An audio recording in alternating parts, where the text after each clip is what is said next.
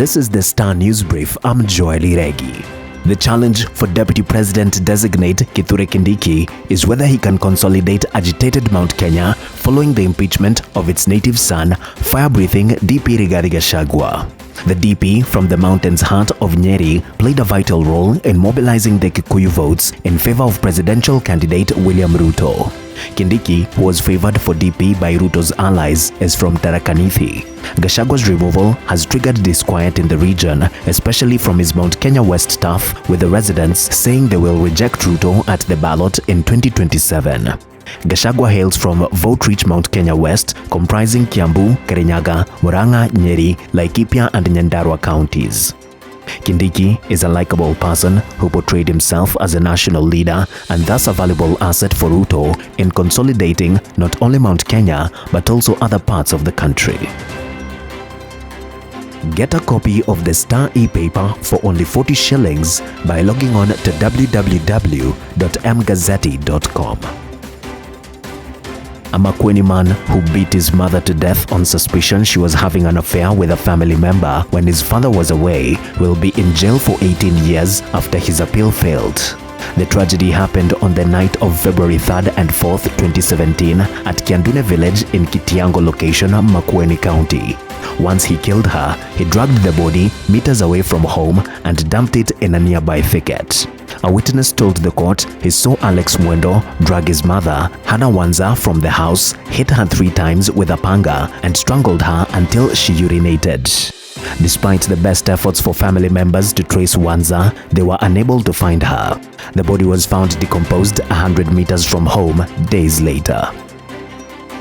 Over the first year of his relationship with a male lecturer, Jeffrey's life, not his real name, changed for the better. The lecturer paid part of his fees at a private university in Nairobi, covered his upkeep and transport, and started a mitumba business for him. He grew more anxious as hours passed. Every turn felt like a failure as he searched for a clinic in Nairobi's Pangani area. What began as a pimple in his anal area had grown into multiple warts, inflamed and raised lesions. This caused discomfort with every step. Jeffrey found the Hoymas clinic after 4 hours. Medics at the clinic have supplied an image showing his highly irritated back clustered with red blisters. The medics have, with permission, narrated Jeffrey's experience in their paper published last week in the Global Public Health Journal. 6 counties account for a quarter of all the disease outbreaks reported in Kenya for the last 15 years, the Ministry of Health's surveillance report has said. The analysis also says Kenya is battling more outbreaks every year. In 2012, only 1 county reported an outbreak, but in 2022, all 47 counties reported outbreaks, mainly the COVID-19. The analysis, which covers 2007 to 2022, was published by the BMC Research Notes Journal on October 15th. In 2015, 3 diseases, anthrax, rabies, and Rift Valley fever, were considered the most pressing zoonotic threats in Kenya. It is almost official now that Kenyans will have to wait until after the 2027 general election for the review of boundaries of the 290 constituencies, the Star can report. This is after a key parliamentary committee agreed to push for the postponement of the delimitation process.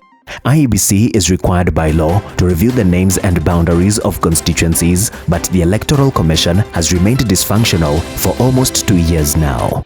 The Constitution provides for periodic review of the names and boundaries of constituencies at intervals of not less than 8 years and not more than 12 years. With the last review having happened in March 2012, a new boundary review should have happened by March 2024. The National Assembly's Justice and Legal Affairs Committee says only a postponement of the exercise is tenable. Over the years, Kenyans have complained of difficulties in accessing services in some of the constituencies, citing long distances to the headquarters.